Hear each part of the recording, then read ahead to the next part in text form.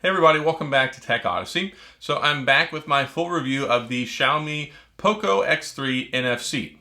No, it's not 5G, but I don't think that it has to be either because it's only about a $300 phone.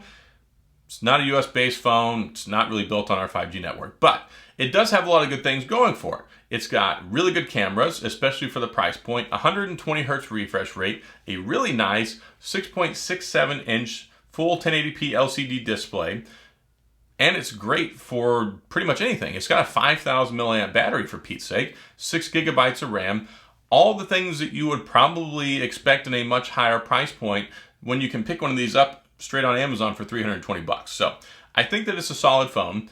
And if you're looking at this video and you're kind of curious about it, and you're wondering, hey, is this phone reliable? Is it something that I can use here in the United States? Is it something that I can take reliable, good pictures with or play games?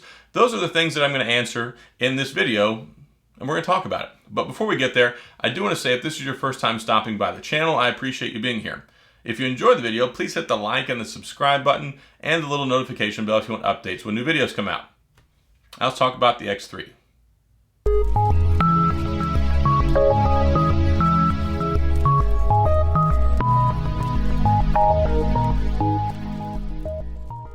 So first things first, wearing a new shirt. Yeah, if you notice it's orange instead of the typical black. Decided to grab some new wardrobe items, but not specifically for this video, but talking about the POCO X3 NFC, I think they did a really good job. And one of my biggest concerns was when you get a Chinese phone, look, most of our phones are made overseas, but what I mean by this is it's specifically branded for the Asian market, not for the US. You can't pick it up at T-Mobile, you can't pick it up at Verizon, it probably won't even work with Verizon, but it works with GSM networks, it's unlocked, works with T-Mobile, AT&T, and the carriers like Mint Mobile, Metro PCS, or Metro by T-Mobile, whatever they call it now. It'll work with those, and it works okay. Sometimes, yes, you're not going to have an available signal if you probably go out in the middle of nowhere. It doesn't have the network bands that a US-based device would, because our networks are a little bit different over here. However, I haven't had too many problems with it. Maybe once or twice I might have had some signal issues, but it's still capable, still gets decent download speeds on 4G LTE, and I think it's not that big of a concern for most people. Biggest thing is if you buy it and you find out you're having signal issues, go ahead and return it. So make sure you get it from Amazon so you get a good return policy. This is not a plug for Amazon. I'm just letting you know. Solid phone, Snapdragon 732G, very capable. It's actually a slightly better processor than what's in the Pixel 4a. This will get you through the day and then some. 5,000 milliamp battery. It's got this beautiful screen, 450 nits brightness. It's just slightly dimmer than an iPhone screen for their LCD panels, which their baseline is like 5,000 nits. This comes in at 450. So I think that they did a good job with the overall panel and the brightness. It's not as nice and saturated as you would get with like an iPhone or a Samsung screen, but at $300, it seems to be built really well. It's got Gorilla Glass 5. It's got an aluminum body, even though it does have a plastic back, which is kind of weird because there's no wireless charging. I don't know. Either way, designs. USB-C, headphone jack on the bottom. Now, it also has stereo speakers. So you've got the speaker down on the bottom. The speakers on this thing are pretty darn loud. And also the handset speaker doubles as another speaker. So just so you can get a feel for this, I'm going to start at Boom Beach. Turn the volume up. Hey, my microphone's right up here, so you're getting a good feel for this. It is impressively loud, which is great for listening to music, playing games, whenever you're in a place where you're not going to annoy people. Don't buy this for your kids and sit at Denny's and let them watch YouTube videos because you'll annoy everyone. I'm just saying that because somebody did that to me recently.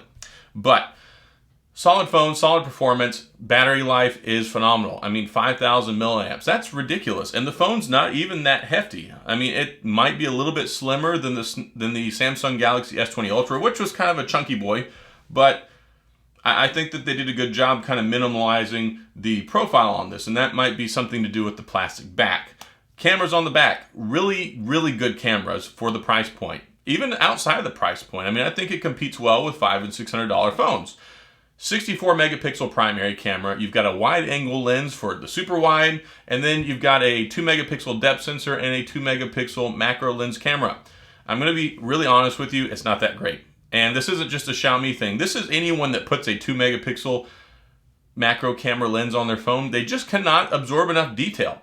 Megapixels is like how many pixels that it can shove into the image. So if you've got a 2 megapixel camera, I'm just going to tell you right now, when I went to Oman, when I was in the military and got deployed in 2002, I had a 2 megapixel camera.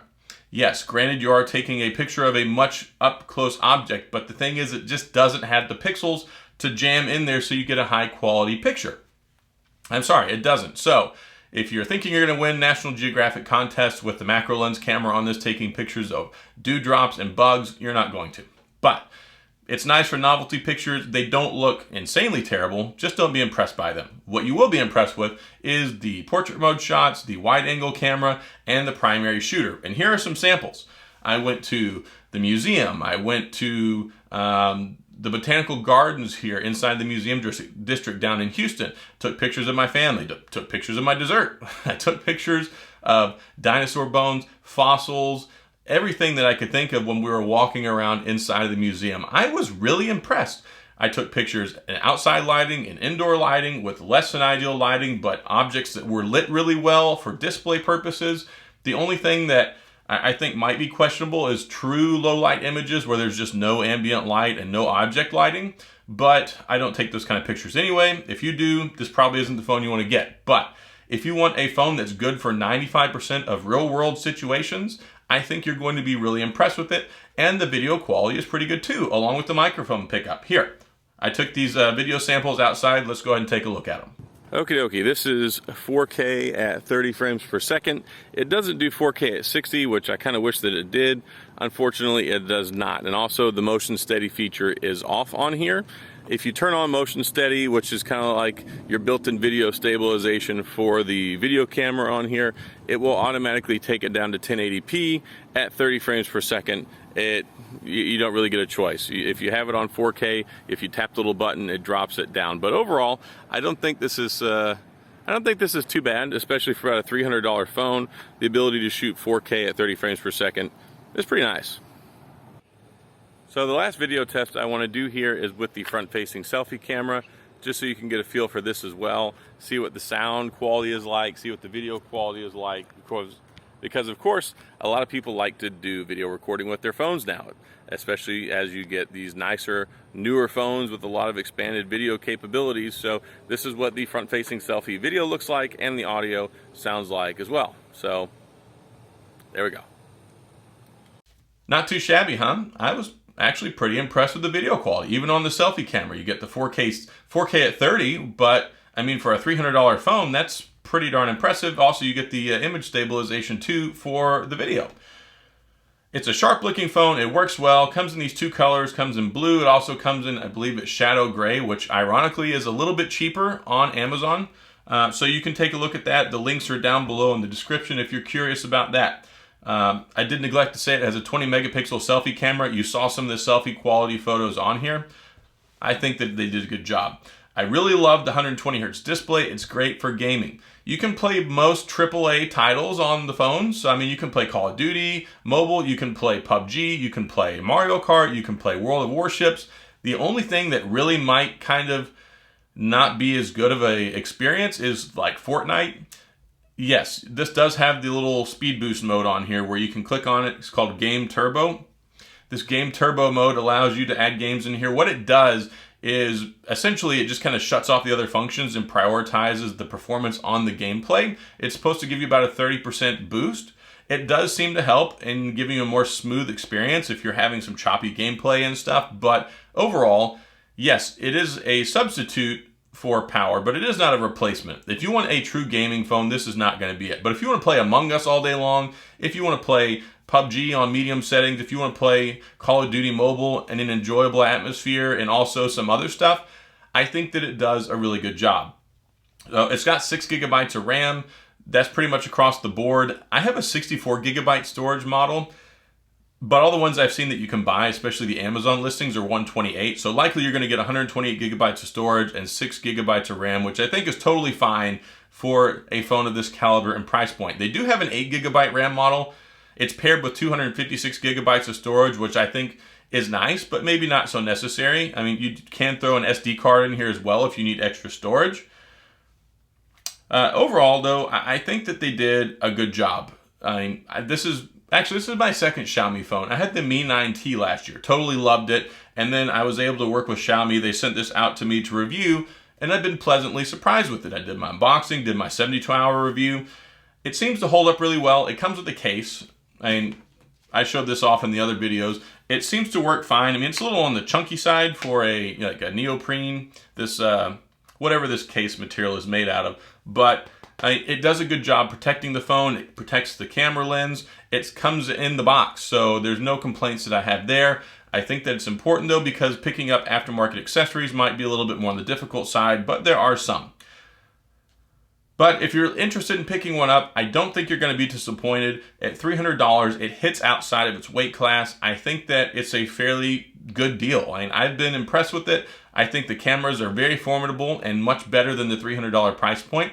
I think that the battery life is outstanding, and I think that if you want a nice bright screen to play games on, to do your social media, just to use as a normal phone, it works out well, especially with the refresh rate. And yes, it's running MIUI 12, which is Xiaomi's version of Android 10. It should get Android 11, which I'm fairly confident about. And yeah, it's a little bit different than, and of course, at heart, it's Android. I mean, you look at like Nova Launcher, you look at LG, you look at Samsung. They're all different versions of what Android is. So you get all the same stuff for the most part, but they have some of their own apps loaded on here, some of their own services loaded on here. But it has Google Play services. You don't have to worry about that. You will get updates when they get sent out, and you will have full access to the Play Store, all of that good stuff. There's no restrictions on here. One thing that is a pain in the butt is putting it into swipe gesture mode, which is completely not intuitive at all. To do that, you swipe down, you go into the settings. Once you're into the settings, you go down to additional settings. And then when you get to additional settings, you click on full screen display. When you're in here, this is really important. You just have to click which one you want, full screen gestures or buttons. It comes by default with buttons.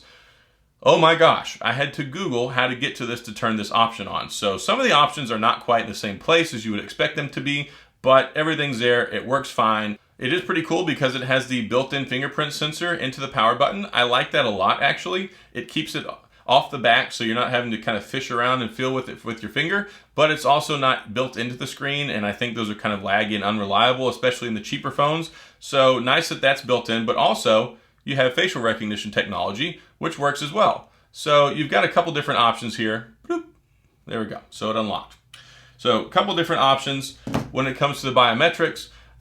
Really, like I said, I think it's a good deal for $300. I think if you want to pick one up, you're going to enjoy it. It's going to be a decent experience. You're going to be able to do whatever you want with it. Now, is it a $1,000 phone? No, but nobody wants, well, I can't say nobody. I mean, a lot of people want to spend $1,000, but a lot of people don't want to spend $1,000. A lot of people don't even want to spend $500 or $600. So I think at $320 approximately on Amazon, this is going to last you probably 2 years, no problem. You can do whatever you want, and then figure it out from there. But I don't think you're going to be disappointed if you pick one of these up.